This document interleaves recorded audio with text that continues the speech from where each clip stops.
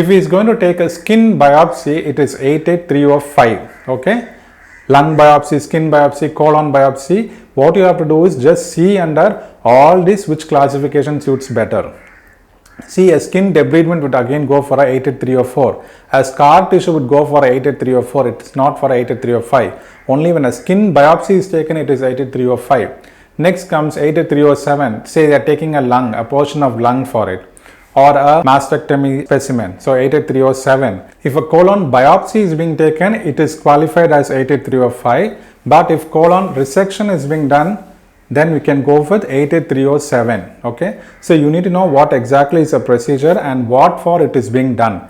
If it's merely a biopsy, go with the 5 level 88305. If it is like a resection, say a breast resection or a colon resection, then you can go for diverticulitis, or for any other condition it is 307. Whereas if it is done for tumor, if colon resection or a breast resection is done for a tumor, then you will have to report 88309. So you should know how to select the various levels under the surgical pathology, because you need to know what exactly is a specimen and for what it is being removed. As we had debridement, skin biopsy, lung biopsy, liver biopsy, all 305.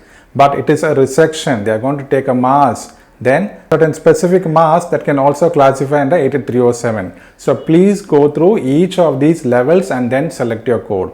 For 9, mostly it would be only a cancerous condition.